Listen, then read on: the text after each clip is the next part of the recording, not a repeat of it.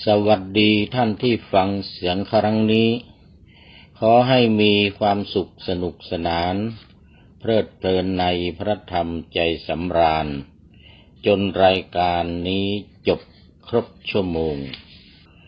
เป็นรายการธรรมะในไตรปิฎกที่จะยกมาบรรเลงเปล่งเสียงส่ง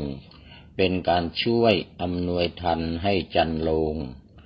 ช่วยยึดโยงพุทธศาสตร์ของชาติไทยให้อยู่ยงคงกระพันเป็นมั่นเหมาะให้ไพเราะกระจ่างสว่างไสวให้ธรรมะประจักษ์เป็นหลักใจอำนวยโชคอำนวยชัยไปชั่วการขอถวายความนอบน้อมแด่องค์สมเด็จพระสัมมาสัมพุทธเจ้าขอถวายความเคารพพระมหาเถระพระเถรานุเถระเจ้าคณะพระสังฆาธิการทั่วโลกอันมีพระเดชพระคุณพระธรรมเสนาบดีรองเจ้าคณะภาค7วัดพระธาตุดอยสุเทพอำเภอเมืองจังหวัดเชียงใหม่เป็นต้นและขออำนวยพรท่านผู้ฟังสาธุชนพุทธบริษัททั้งหลายวันนี้รายการพระไตรปิฎกลอยฟ้าออกอากาศทางสถานีวิทยุพระพุทธศาสนาแห่งชาติและจริยธรรมวัดพระธาตุดอยสุเทพระบบ FM 96 เมกะเฮิรตซ์อันมีพ่อครูวันลบนามวงพรหมเป็นผู้อำนวยการพระมหาประสิทธิ์ประสาธิโกเป็นหัวหน้าสถานีและอาตมาภาพพระครูปริยัติยานุศาสตร์วัดพระธาตุดอยสุเทพเป็นผู้บรรยายในรายการพระไตรปิฎกลอยฟ้านี้และขณะเดียวกันก็ออกอากาศทางสถานีวิทยุพระพุทธศาสนาเพื่อการเผยแผ่พระพุทธศาสนาและจริยธรรมของวัดฝายหินระบบ FM 104.50 ด้วยในวันเสาร์และวันอาทิตย์เวลาบ่ายโมงถึงบ่าย2 โมงอาทิตย์ละ2 วัน แต่สำหรับทางสถานีวิทยุวัดพระธาตุดอยสุเทพนี้ออกอากาศทุกวันตั้งแต่เวลา 4 ทุ่มถึง 5 ทุ่มในตอนกลางคืน เนี่ยดังนั้นท่านที่ไม่ได้ฟังคืนไหนไม่ได้ฟังตอนกลางคืนก็ไปฟังตอนกลางวันที่ FM 104.50 วัดฝายหินได้เวลาบ่ายโมงถึงบ่าย2 โมงแล้วก็ในตอนกลางดึกในตอนดึกตอนตี 1ถึงตี 3ในช่วงนี้ก็ทางสถานีวิทยุวัดฝายหินก็จะได้ก็เอามาออกอากาศด้วยแต่ว่าคงจะเอาใช้เปิดให้เทวดาฟัง เพราะว่าท่านที่จะฟังในตอนดึกนั้นก็มีน้อยนะหรือแม้แต่ในช่วงนี้ตอน4 ทุ่มถึง 5 ทุ่มนี่ก็มีไม่มากเพราะว่าเป็นเวลาหลับเวลานอนก็ไม่เป็นไรสำหรับพระไตรปิฎกวันนี้ยังอยู่ในสูตรที่ 1 แห่งปาติกวรรคทีฆนิกายพระสุตตันตปิฎกเล่มที่11เรื่องการประกาศทฤษฎีว่าด้วย กำเนิดของโลกที่ว่าค้างไว้เมื่อวานว่าค้างไว้เมื่อวานหมดเวลาเสียก่อนไม่ได้บรรยายต่อแต่ความจริงดูเวลาผิดเมื่อคืนที่ผ่านมาดูเวลาผิดขาดไป50 นาทีขาดไป10 นาทีว่าดูช่วงของเวลาผิดคิดว่าหมดแล้วแต่ยังเหลืออีก10 นาทีนะก็ไม่เป็นไรวันนี้นี่ไม่ให้พลาดวันนี้ไม่ให้พลาดเพราะว่าจะได้พูดถึงนอกจากตอนนี้เป็นตอนสุดท้ายตอนที่ว่าด้วยกำเนิดของโลกเนี่ยเสร็จแล้วก็จะได้สรุปเนื้อหาของสูตรนี้ทั้งสูตรคือปาติกสูตรนี้นะตั้งแต่ต้นมาจนจบอีกทีหนึ่งนะทุกครั้งทุกสูตรนะทุกครั้งทุกสูตรนะเมื่อจบตอนสุดท้ายก็จะได้มีการสรุปเนื้อหาในช่วงต้นเพราะว่ามันเป็นเรื่องยาวมันมีหลายตอนนะมันมีหลายตอนมันมีหลายช่วงด้วยกันตอนนี้ก็เข้ามาสู่เนื้อหาสาระกันละนะวันนี้ไม่รอช้าละเมื่อวานนี้ไม่ทันมัวพูดเรื่องอื่นแทรกเข้ามามากข้อที่36นะข้อที่36แล้วก็หน้าที่27ข้อ3หน้า27ข้อ36ตอนกำเนิดของโลกคือพระพุทธเจ้าได้ตรัสกับภัควโคตที่เป็นเจ้าสำนักปริพาชกที่พระพุทธเจ้าเสด็จเข้าไปแวะในตอนเช้าแล้วก็เจ้าสำนักได้ต้อนรับแล้วก็ได้กล่าวถึงได้ถามปัญหาถามพระพุทธเจ้าเกี่ยวกับพระสุนัขขตะละฤชวีบุตรพระพุทธองค์ก็ต้องเล่าให้ฟังเป็นตอนตอนกำเนิดของโลกนี้พระพุทธองค์ตรัสว่าภควะก็เรารู้ชัดทฤษฎีว่าด้วยต้นกำเนิดของโลกเรารู้ชัดความเป็นมาของทฤษฎีนั้นและรู้ชัดยิ่งกว่านั้นเมื่อรู้ชัดยิ่งกว่านั้นจึงไม่ยึดมั่นเมื่อไม่ยึดมั่นจึงรู้ชัดความดับด้วยตนเองที่เมื่อรู้ชัดตถาคตจึงไม่ดำเนินไปสู่ความเสื่อม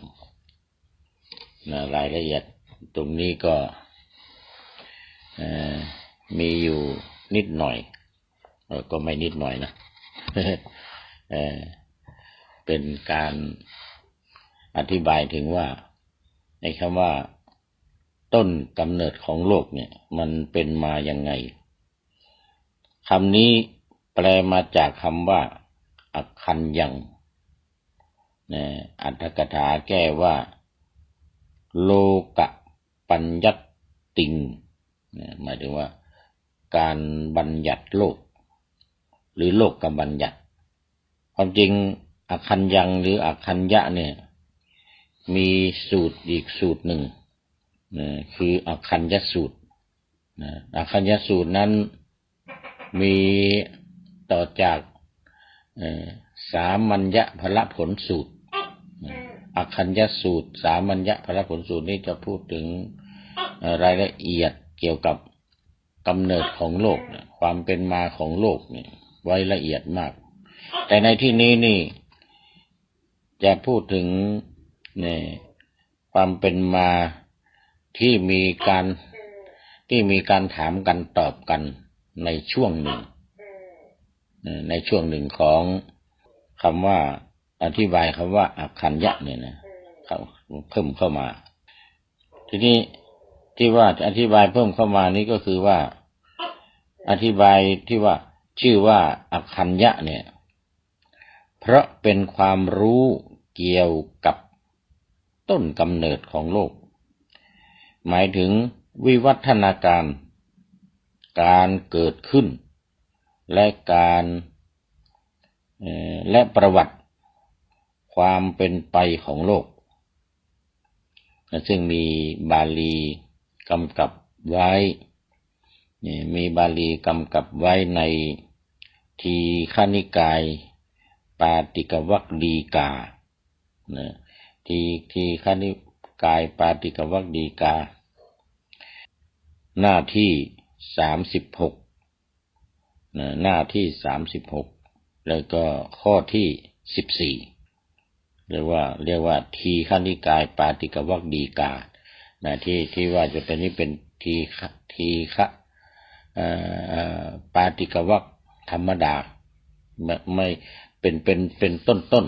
นะเป็นคัมภีร์ต้นไม่ใช่ดีกานี้มันจะเป็นดีกาที่ต่อจากอรรถกถาอีกทีหนึ่งคือมันจะมีพระไตรปิฎกเนี่ยแล้วก็มีอรรถกถาแล้วก็มีดีกาแล้วจากดีกามันจะมีอนุดีกาจากอนุดีกานั้นก็จะมีเกจิเป็นระดับเกจินะมันจะเป็นระดับสืบต่อกันไปอันนี้ได้อธิบายไว้เมื่อครั้งก่อนที่ผ่านมาอยู่หลายครั้งโดยเฉพาะในเรื่องของอรรถกถาจารย์ทีนี้ภาษาบาลีที่กำกับไว้นี่ก็เป็นต้นว่าเนี่ยโลกัสสะอัคคันติชานิตพังนะโลกัสสะอัคคันติชานิตพังตังอัคคัญญังนะตังอัคคัญญังก็ซึ่งก็หมายถึงว่าที่ว่าที่ชื่อว่าอัคคัญญะเนี่ยนะมันเป็นความรู้นะชานิตพังถ้าแปลตามศัพท์ว่าพึงเป็นความรู้ว่าพึงเป็นความรู้ว่าโลกัสสะอัคคังโลกัสสะอัคคันตินี่คือรู้ว่าโลกัสสะอัคคังต้นกำเนิดหรือความเป็นมาของโลกัสสะอัคคังอันนั้นความเป็นมาของโลกนั้นจึงจะหมายถึงวิวัฒนาการที่ว่าหมายถึงวิวัฒนาการเกิดขึ้นเนี่ยหมายถึงว่าก็คืออย่างโสปนะโลกัสสะอุปปัตติกโมปวัตติปเวณีหมายถึงว่าการเกิดขึ้นวิวัฒนาการของโลกวิวัฒนาการนั่นหมายถึงว่าการเกิดขึ้นในวิวัฒนาการของโลกที่เป็นไปตามประเพณีหรือตามประวัติที่เล่าสืบต่อกันมาอันนี้เป็นบาลียืนยันไว้ว่าที่ในนู่นในอักขัญญสูตรจริงๆเนี่ยนะเขาจะมีอันนี้เป็นต้นนะอันนี้เป็นต้นมันยังมีอีกมาก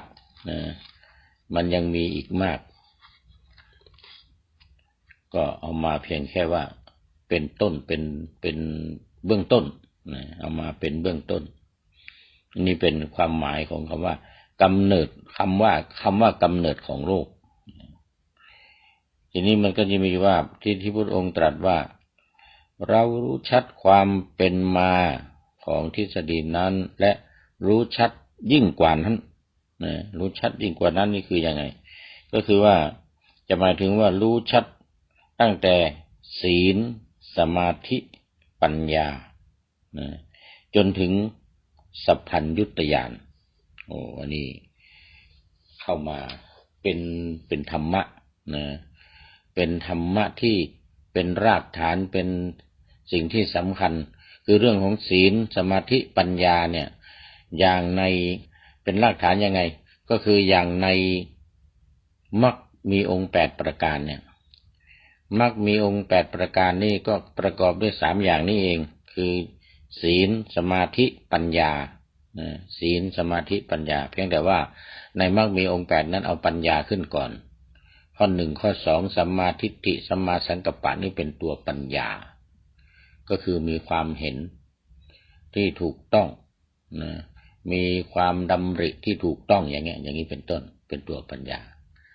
เสร็จแล้วก็ศีลก็จะอยู่ตรงกลางนะก็คือสัมมากัมมันโตสัมมาวาจาสัมมาอาชีโวอย่างเงี้ยอาชีวะตัวนี้เป็นส่วนของศีลแล้วก็สัมมาวายาโมสัมมาสติสัมมาสมาธิอันนี้เป็นส่วนของสมาธิเป็นส่วนของความพยายามแล้วก็ความตั้งมั่นความมีสติอย่างเงี้ยดังนั้นที่ว่ารู้ชัดยิ่งกว่าทฤษฎีเนี่ยนะรู้ยิ่งกว่านั้นคือยิ่งกว่าทฤษฎีนั่นที่ว่าเมื่อกี้เนี่ยที่ว่าประวัติความเป็นมาหรือกำเนิดความเป็นมานั่นชัดเข้าไปก็คือลึกเข้าไปในทางธรรมนั่นเองมีศีลสมาธิปัญญาเป็นต้นไปจนถึงสัพพัญญุตญาณนั้นหมายถึงว่าการรู้ทั้งปวงการรู้ว่ารู้ทั้งปวงรู้ทุกสิ่งทุกอย่างรู้ทุกสิ่งทุกอย่างในโลกนี้โดยมีพื้นฐานทางธรรมคือเรื่องของศีลเรื่องของสมาธิและเรื่องของปัญญาเนี่ยเป็นบาทเป็นฐานในเบื้องต้นเสร็จแล้วก็ปูทางไปจนถึงความรู้ต่างๆวิชาการต่างๆวิชา3วิชา8เนี่ยเป็นมากขึ้นไปเรียกว่าเป็นสัพพัญญุตญาณ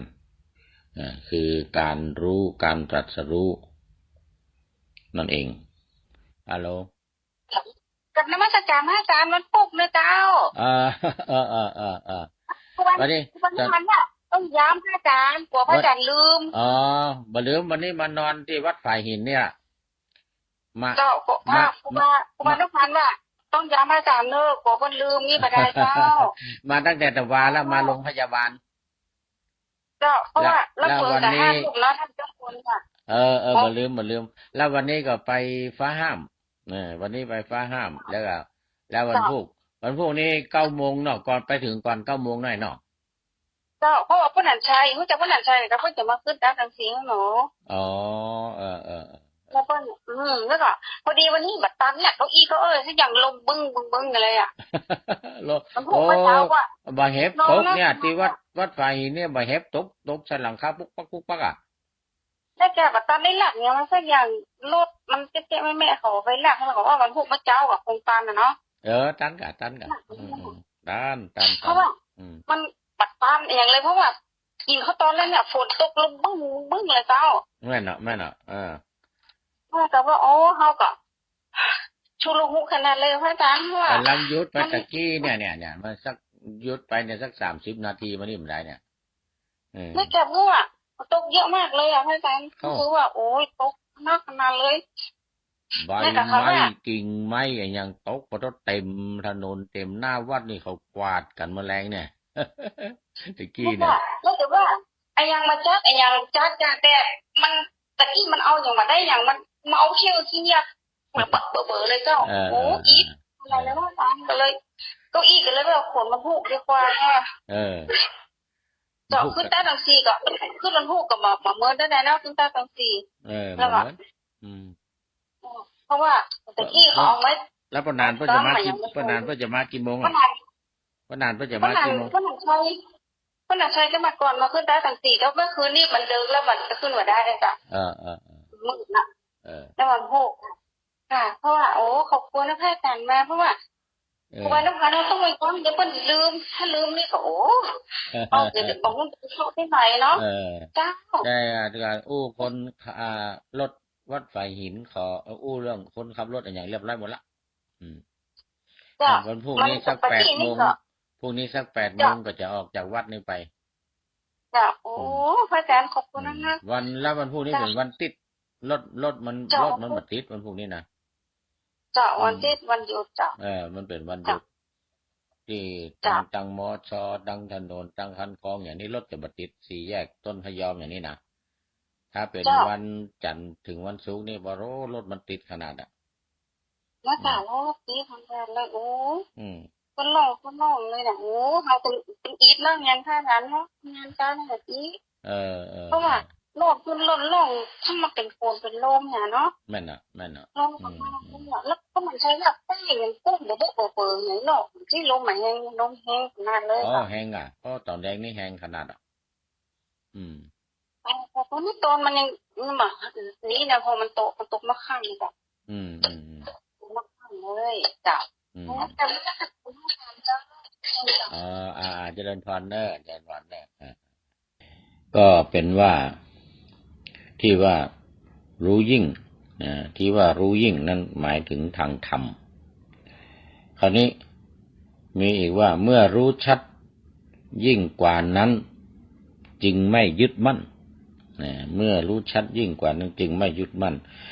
ตรงนี้ก็จะหมายถึงว่ารู้ชัดเมื่อไม่ยึดมั่นก็คือไม่ยึดมั่นในธรรมทุกสิ่งทุกอย่างที่หมายถึงสิ่งที่รู้ชัดด้วยอำนาจของตัณหาทิฏฐิหรือมานะนั่นเองคือมันจะมีสาเหตุหรือมีต้นเหตุก็คือเรื่องของโดยเฉพาะเรื่องของตัณหาไม่ว่าจะเป็นกามตัณหาภวตัณหาวิภวตัณหานี่มันเป็นบ่อเกิดเป็นบ่อเกิดทั้งนั้นเลยความอยากความต้องการในโดยเฉพาะที่เน้นกันก็คือในเรื่องของภวะตัณหาส่วนกามตัณหานั้นจะเป็นเรื่องเสริม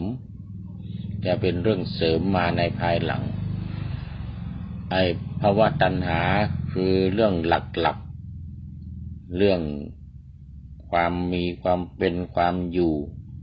ฐานะตำแหน่งอะไรต่างๆเหล่านี้เรียกว่ามันเป็นหลักมันเป็นความต้องการหลักของมนุษย์ของคนเราโลกที่เกิดขึ้นมาแล้วก็จะประกอบด้วยสิ่งเหล่านี้แหละที่จะเป็นเครื่องยึดเครื่องถือความต้องการแล้วก็ความเห็นทิฏฐินี่คือความเห็นว่าเป็นอย่างนั้นความเห็นว่าเป็นอย่างนี้เสร็จแล้วก็มายึดก็คือมานะนี่จะถือมากจะเป็นการยึดจะเป็นการถือเพราะฉะนั้นที่พระพุทธเจ้าที่ตรัสว่ารู้ชัดอย่างนั้นแล้วยิ่งกว่านั้นแล้วจึงไม่ยึดมั่นหมายถึงว่ารู้ชัดในเรื่องของธรรมทางธรรมศีลสมาธิปัญญาเนี่ยรู้ชัดในเรื่องของศีลเรื่องของสมาธิเรื่องของปัญญาจนถึงสัพพัญญุตญาณเนี่ยจนถึงสัพพัญญุตญาณก็จึงไม่มีการยึดมั่นถือมั่นโดยการที่ละตัณหาละทิฏฐิแล้วก็ละมานะคือความถือตัวมานะคือความถือจะเป็นการยึดติดยึดแน่นทีนี้ต่อไปก็มีอีกว่าเมื่อยึดมั่นจึงรู้ชัดเมื่อไม่ยึดมั่นเนี่ยมันจึงรู้ชัดเรื่องของความดับ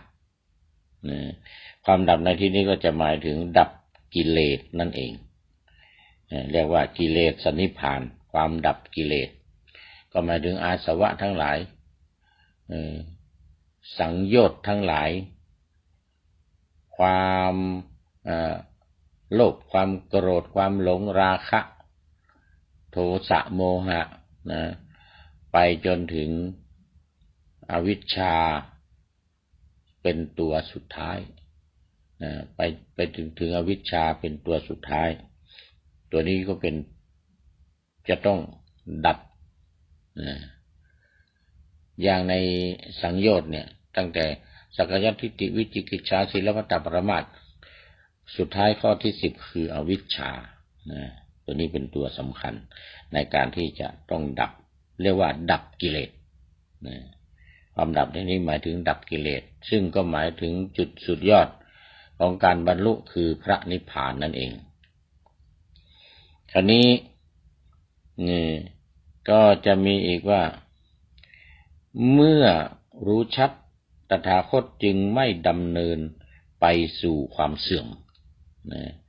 ไม่ดำเนินไปสู่ความเสื่อมก็คือไม่ตกไป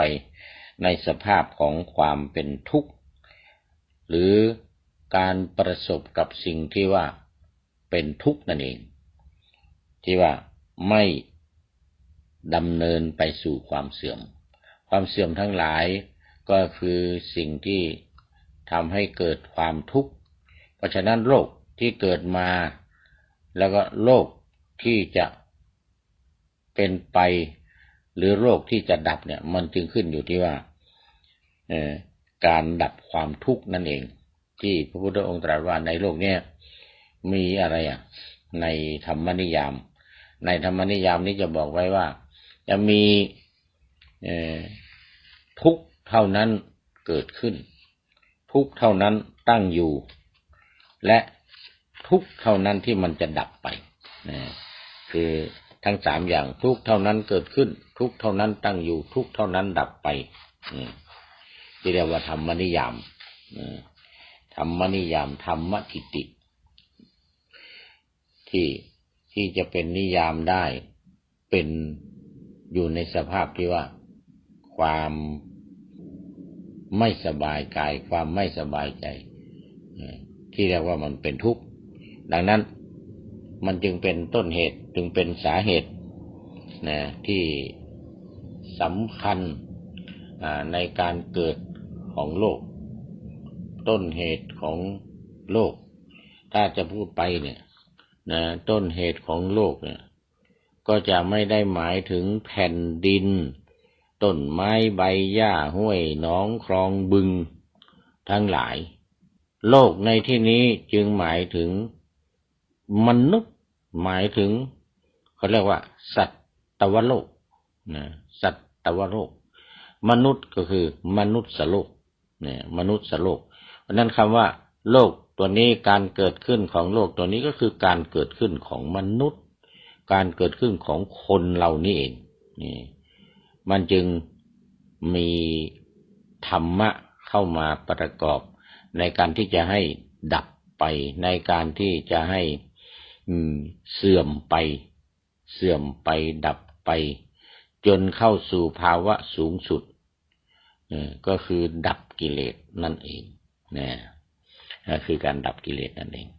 คราวนี้ก็มาดูในข้อที่38ในหน้าที่28ก็บอกว่าท่านผู้มีอายุทั้งหลายสมัยหนึ่งเมื่อล่วงไปนานๆโลกนี้พินาศเมื่อโลกกำลังพินาศเราสัตว์ส่วนมากไปเกิดในพรหมโลกชั้นอาภัสสรนึกคิดอะไรก็สำเร็จได้ด้วยความปรารถนามีปีติเป็นอาหารมีรัศมีซ่านออกจากร่างกายเที่ยวสัญจรไปในอากาศอยู่ในวิมานอันงดงามสถิตอยู่นานแสนนานนี่ในชั้นอาภัสสรชั้นพรหมอาภัสสรพรหมซึ่งก็หมายถึงถ้าเราดูในพรหมหรือว่าเทวดาทั้งหลาย16ชั้นตั้งแต่ชั้นจาตุมไปจนถึงอากนิฏฐาเนี่ยนะจาตุมถึงอากนิฏฐาชั้นอาภัสสรพรหมเนี่ยชั้นอาภัสราเนี่ยจะเป็นอยู่จะเป็นชั้นที่มีความ สวยงามแล้วก็มีความอุดมสมบูรณ์แล้วก็มีความราบรื่นเนี่ยเขาเรียกว่าอะไรอ่ะมีถ้าเป็นร่างกายเนี่ยเป็นผิวที่มันแม้ว่าจะเป็นทิพย์นะแม้ว่ามันจะเป็นทิพย์เนี่ยนะจะมีรัศมีที่เปล่งปลั่งการเป็นอยู่ก็ไม่ติดอยู่กับพื้นเนี่ยไม่ติดอยู่กับต้นไม้ใบหญ้าอะไรก็จะลอยไปในอากาศอยู่ในวิมานอันงดงามที่ว่าแล้วใช้เวลาอยู่ที่นานที่สุดนานแสนนานดังนั้นจึงกล่าวว่ามันไม่เป็นที่สุดหรือไม่เป็นที่สิ้นสุดนี่ที่ว่าโลกพินาศนะโลกพินาศเนี่ยมันก็หมายถึงว่ามันเสื่อมลงโลกมันเสื่อมลงคือมนุษย์เนี่ยมันเสื่อมลงจิตใจของคนเนี่ยมันเสื่อมลงทีนี้จิตใจที่ไม่เสื่อมจิตใจที่ยังแข็งแกร่งนี่ก็จะโจรจะทะยานนะขึ้นไปสู่สุคติสุคติก็คือในส่วนที่ดีในทางที่ดีทางไปที่ดีก็คือมีชั้นมีคำว่าอาภัสสระเนี่ยนะอาภัสสระหรืออาภัสสรเนี่ยนะอาภัสสรแล้วมีอีกคำหนึ่งว่าประภัสประภัสสรอันนี้จะหมายถึงว่ามันสะดวกสบายมันสวยงามแล้วก็มันสะดวกสบายจะนึกจะคิดจะอะไรเนี่ยมันก็จะสมปรารถนาจะมีความสำเร็จแล้วก็อยู่ได้ด้วยปีติคือความปราบปลื้มความยินดีอยู่ตลอดเวลาอันนี้ในช่วงของอันนี้หมายถึงว่าในช่วงของจิตในช่วงของคนในช่วงของมนุษย์ที่โลกกำลังเสื่อมโทรมนะที่โลกกำลังจะสูญสลายนี่ทีนี้สมัยหนึ่งเมื่อล่วงไปนานๆโลกนี้กลับเจริญขึ้นเมื่อโลกกำลังเจริญขึ้นวิมานของพรหมปรากฏว่ามันว่างเปล่าเวลานั้นสัตว์ผู้ใดผู้หนึ่งที่จุติจากพรหมมาโลกชั้นอาภัสสระที่ว่าเมื่อกี้นี้นะชั้นอาภัสสระที่ว่าสะดวกสบายที่อยู่มีปีติเป็นอาหารสมปรารถนาอะไรทุกอย่างเนี่ยพอมัวเพลิดเพลินอยู่กับความสะดวกสบายความสุขความสะดวกสบายเนี่ยพอสิ้นอายุหรือสิ้นบุญเนี่ยก็มาเกิดในวิมานหรือในชั้นพรหมที่ว่างเปล่าลงมาชั้นพรหมที่ว่างเปล่านอกจากนั้นนึกคิดอะไรก็สำเร็จตามความปรารถนาอีกเหมือนกันมีปีติเป็นอาหารมีรัศมีซ่านออกจากร่างกายสัญจรไปในอากาศมีความงดงามมีที่อยู่อันงดงามแล้วก็อยู่อีกเป็นเวลานานแสนนานเพราะว่าสัตว์ผู้นั้นที่อยู่ในสภาพอย่างนั้นในสภาพจิตอย่างนั้นแต่ว่าอยู่นานๆมีสภาพอยู่นานๆก็จะรู้สึกเบื่อจะเกิดความประสงค์เกิดความปรารถนาขึ้นว่านี่มันน่าจะมีใครคนอื่นสัตว์อื่นเนี่ยพึงมาเป็นอย่างเราหรือเป็นเหมือนเราสัตว์อื่นหรือสัตว์อื่นเป็นเหมือนเราทีนี้สัตว์เราอื่นที่จุติจากพรหมโลกชั้นอาภัสสระข้างบนลงมาเนี่ย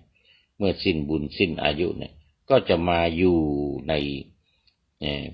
ร่วมกันอยู่กับประเภทของสัตว์เหล่านี้ก็จะมีความรู้สึกจะมีความปรารถนาที่สำเร็จมีปีติเป็นอาหารเป็นต้นพระพุทธองค์ตรัสต่อไปว่าท่านผู้มีอายุทั้งหลายบรรดาสัตว์พวกนั้น ผู้เกิดก่อนมีความคิดว่าเราเป็นพรหมเป็นท้าวมหาพรหมเป็นผู้ยิ่งใหญ่ไม่มีใครข่มเหงได้เห็นท่องแท้เป็นผู้กุมอำนาจเป็นอิสระเป็นผู้สร้างเป็นผู้บันดาลเป็นผู้ประเสริฐเป็นผู้บงการเป็นผู้ทรงอำนาจเป็นบิดาของสัตว์ผู้เกิดมาแล้วก็กำลังจะเกิดมาอีกเราเนี่ยบันดาลสัตว์เหล่านี้ขึ้นมาเพราะเหตุใดเพราะว่าเรามีความคิดมาก่อนว่าแม้สัตว์เหล่าอื่นเนี่ยก็พึงมาเป็นอย่างนี้เรามีความตั้งใจอย่างนี้และสัตว์เหล่านี้ก็ได้มาเป็นอย่างนี้แล้วแม้พวกสัตว์ที่เกิดภายหลังก็มีความคิดอีกว่าท่านพวกเนี้ยที่อยู่ก่อนเนี่ยเป็นผู้มีอำนาจเป็นผู้ยิ่งใหญ่เป็นผู้ที่ไม่มีใครข่มเหงได้เป็นต้นดังนั้นผู้องค์นี้ผู้เจริญองค์นี้เนี่ยจึงบันดาลพวกเราขึ้นมาเพราะเหตุใดเพราะว่าพวกเรานี่ได้เห็นท่านเหล่านั้นมาก่อนอยู่ก่อนส่วนพวกเรานี่เกิดทีหลังมาภายหลังนั่นเองท่านผู้มีอายุทั้งหลายบรรดาสัตว์พวกนั้นผู้เกิดก่อนมีอายุยืนกว่ามีผิวพรรณงดงามกว่ามีศักดิ์ศรีมากกว่าส่วนผู้เกิดภายหลังมีอายุสั้นกว่ามีผิวพรรณทรามกว่าแล้วก็มีศักดิ์น้อยกว่าอันนี้ก็เป็นประเภทความในคิดขึ้นมาคือพวกที่มาภายหลังนี้คิดขึ้นมาอย่างนั้นนะข้อที่สัตว์ผู้ใดผู้หนึ่งจุติจากชั้นนั้นคือชั้นมหาพรหมแล้วมาเป็นอย่างนี้มาเกิดเป็นมนุษย์เป็นเรื่องที่เป็นไปได้ทีนี้ถึงขั้นที่ว่าถึงขั้นจากชั้นบนจากชั้นพรหมข้างบนเนี่ยลงมาเป็นขั้นของมนุษย์คราวนี้ในบรรดาที่อยู่ในขั้นของมนุษย์เนี่ยก็เป็นเรื่องที่เป็นไปได้เมื่อเขามาเป็นอย่างนี้แล้วนี่ก็ออกจากเรือนเป็นบรรพชิตเมื่อออกจากเรือนบวชเป็นบรรพชิตแล้วอาศัยความเพียรเครื่องเผากิเลสความเพียรที่ตั้งมั่นความหมั่นประกอบความไม่ประมาทและก็อาศัยการใช้ความคิดอย่างถูกวิธีบรรลุเจโตสมาธิที่เป็นเหตุทำให้จิตตั้งมั่นระลึกถึงชาติก่อนได้ก่อนหน้านั้นได้ถัดจากชาตินั้นไปจะระลึกไม่ได้คือเพียงแค่ระลึกได้แค่ชาติเดียวอันนี้หมายถึงว่าขณะที่มาเป็นมนุษย์ขณะที่โลกเนี่ยมันเจริญขึ้นอย่างที่ว่าเมื่อกี้ในเบื้องต้นโลกที่มันเสื่อมไปแล้วทีนี้โลกมันเจริญขึ้นก็มาเกิดเป็นมนุษย์เมื่อมาเกิดเป็นมนุษย์ก็อาศัยบุญญาบารมีที่ได้สร้างได้สมมาเนี่ยก็ออกบวชบ้างอันนี้เป็นคติเป็นคติที่มีมาในสมัยโบราณออกบวชเป็นฤาษีออกบวชเป็นนักพรตนักบวชนักอะไรต่างๆเป็นจำนวนมากแต่ว่าเขาได้อาศัยวิวัฒนาการในการเจริญสมถกรรมฐานเจริญสมาธิเนี่ยแต่ระดับนี้ยังไม่ถึงระดับวิปัสสนานะยังไม่ถึงระดับวิปัสสนาแล้วก็ยังไม่ถึงระดับที่ว่าจะบรรลุคุณธรรมอันเป็นขั้นอริยะขั้นประเสริฐขั้นสูงสุดขึ้นไปจนถึงขั้นนิพพานน่ะยังไม่ถึงขั้นนั้นอันนี้ก็จะอยู่ในระดับธรรมดา เพียงแค่ว่าแต่มันจะมีพิเศษอยู่ก็คือว่าสามารถระลึกชาติได้1 ชาติคือชาติก่อนหน้าที่ผ่านมาเท่านั้นเองเขาจึงพูดว่าผู้เจริญนั้นผู้ที่เกิดมาก่อนนั้นเนี่ยเป็นผู้ยิ่งใหญ่เป็นผู้ที่ไม่มีใครข่มเหงได้เห็นทองแท้เป็นผู้ที่กุมอำนาจนะเป็นต้นดังนั้นส่วนที่คนเกิดมาทีหลังก็คิดว่าผู้เจริญเหล่านั้นเนี่ยเป็นผู้บันดาลเราเกิดขึ้นนี่มันเป็นความคิดที่สืบเนื่องเป็นความคิดที่สืบเนื่องสืบต่อกันมาท่านทั้งหลายที่ท่านได้ประกาศในส่วนของตัวเองที่ว่าเป็นผู้ที่มีความยั่งยืนเป็นผู้ที่มีความมีอายุผู้ที่มาทีหลังถือว่าตัวเองมีอายุสั้นเหล่านี้เป็นต้นเลยนะแล้วก็ประกาศต้นกำเนิดตามลัทธิ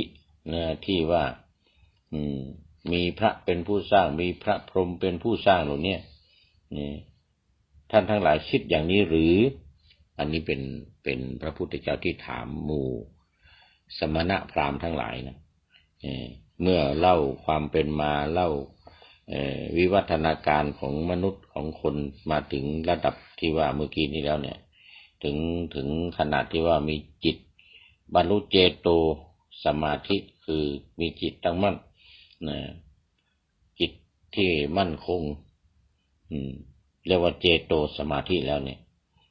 แล้วก็ถามท่านหมู่ที่ท่านพุทธเจ้าได้ถามตอนแรกนะถามสมณะหรือพราหมณ์ทั้งหลายตอนแรกๆเนี่ยที่ว่าท่านนี่มีความเห็นกันมาอย่างนี้จริงหรือจริงหรือสมณะหรือพราหมณ์บางพวกเหล่านั้นเขาตอบว่าก็เคยได้ยินมาเหมือนท่านสมณะโคดมพวกข้าพเจ้าก็เคยได้ยินมาเหมือนที่ท่านสมณะโคดมว่านั่นเองอันนี้เป็นคำตอบของบางคนบางพวกสมณะบางพวกหรือพราหมณ์บางพวกที่พระพุทธเจ้ามาเล่าให้กับท่านภควะฟังตรัสต่อไปว่าภควะอันหนึ่ง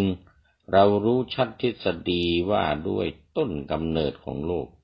เรารู้ชัดความเป็นมาของทฤษฎีนั้นและรู้ชัดยิ่งกว่านั้นเมื่อรู้ชัดว่ายิ่งกว่านั้นแล้วก็ไม่ยึดมั่นเมื่อไม่ยึดมั่นก็รู้ชัดความดับรู้ชัดความดับแล้ว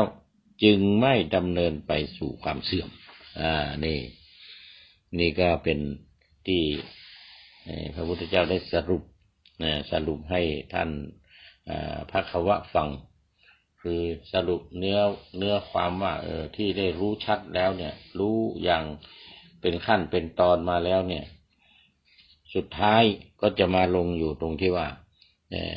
ไม่ยึดมั่นถือมั่นแล้วก็ไม่เดินทางไปสู่ความเสื่อมคือ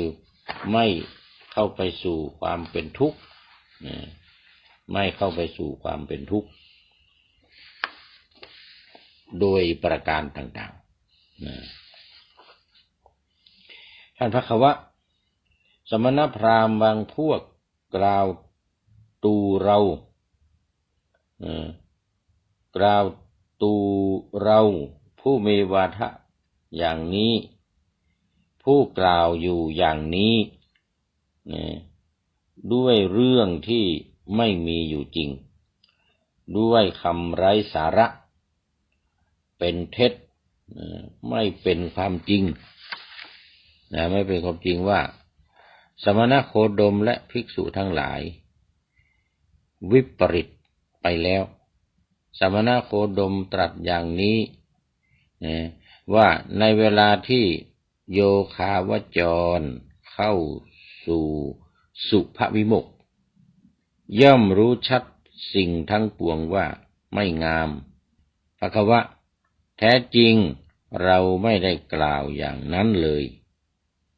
ว่าในเวลาที่พระโยคาวจรเข้า สุภวิโมกข์อยู่ย่อมรู้ถึง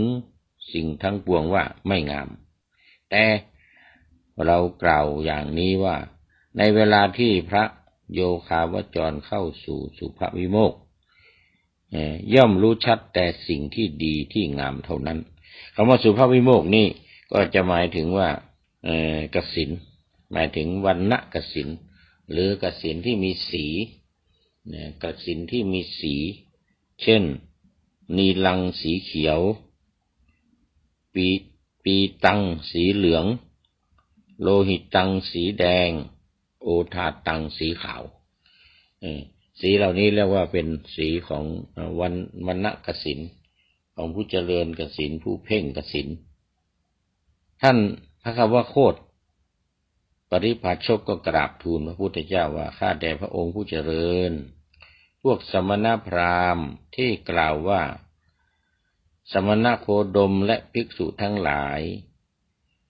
วิปริตนั้นความจริงแล้วพวกนั้นนั่นเองเป็นผู้วิปริตข้าพระองค์เริ่มใสในพระผู้มีพระภาคเจ้าอย่างนี้ว่า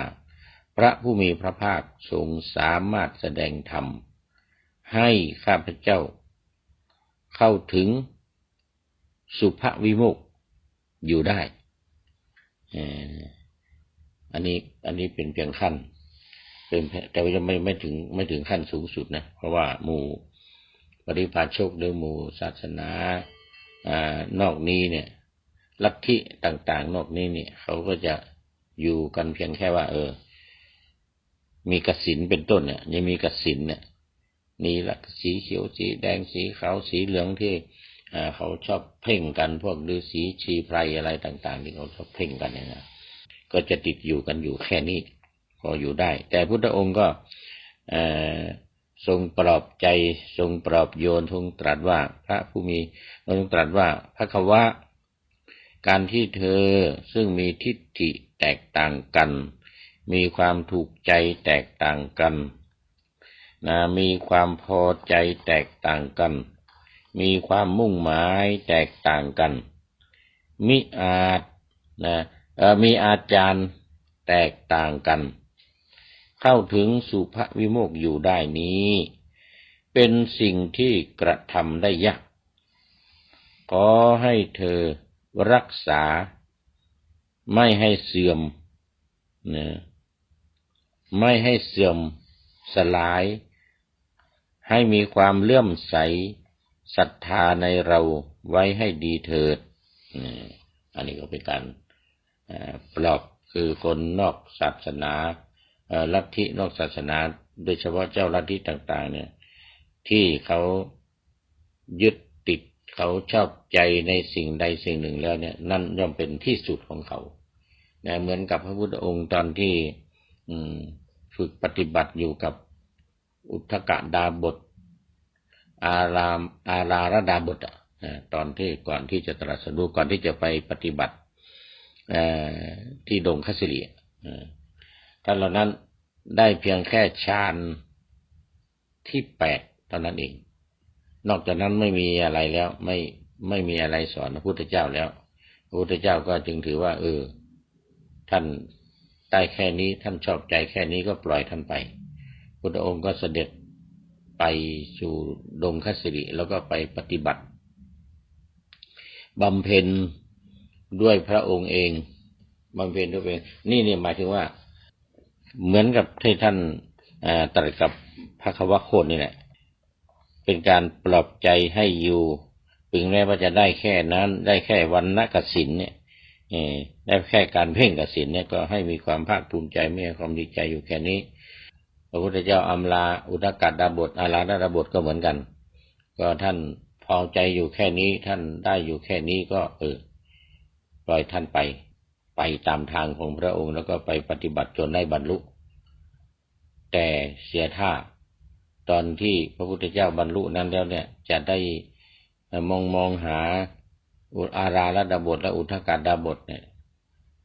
ปรากฏว่าได้ ตายไปแล้วก็ไปเกิดเป็นพรหมตายไปแล้วก็ไปเกิดเป็นพรหมจะอย่างที่ว่านะอะไรชั้นภัสระเป็นต้นนะซึ่งจะมีความสุขมีปีติมีอาหารมีปีติเป็นอาหารแล้วก็มีแสงมีรัศมีสะท้อนแล้วก็สามารถเหาะเหินเดินไปในอากาศอยู่อย่างเป็นสุขแล้วก็จึงปล่อยไปไม่ตามไปสอนแล้วพระพุทธองค์ก็มาระลึกถึงปัญจวัคคีย์ที่กำลังหมาดใหม่ๆที่หนีพระองค์ไปจากดงคัสสิริไปอยู่ที่พาราณสีไปอยู่ที่พาราณสีพระองค์ก็ตรัสรู้เสร็จแล้วก็ตามไปแสดงธรรมที่ป่าอิสิปตนมฤคทายวันจนฤาษีทั้ง5 องค์ฤาษีทั้ง5 องค์มีโกณฑัญญะเป็นต้นโกณฑัญญะวัปปะปฏิยะมหานามะอัสสชิได้รับฟังแล้วก็ได้บรรลุตามได้รับฟังได้บรรลุตามพระองค์ พระควะโคตเนี่ยก็กราบทูลพระพุทธองค์ว่าข้าแต่พระองค์ผู้เจริญถึงการที่ข้าพระองค์ซึ่งมีทิฏฐิแตกต่างกันมีความถูกใจแตกต่างกันเป็นต้นนะนี่เป็นสิ่งที่ควรทำได้สิ่งที่ทำได้ยากได้สุภวิโมกข์ก็เป็นสิ่งที่ทำได้ยากจริงแต่ข้าพระองค์จะรักษาความเสื่อมความเลื่อมใสในพระผู้มีพระภาคไว้ให้ดีให้ได้ดีให้ได้พระผู้มีพระภาคได้ตรัสพระภาษิตนี้แล้วพระควโคตปริภาชกก็มีใจยินดีชื่นชมพระผู้มีพระภาษิตของพระพุทธเจ้าโดยประการอย่างนี้แลอันนี้ก็ปาติกสูตรซึ่งเป็นสูตรที่พระพุทธองค์ได้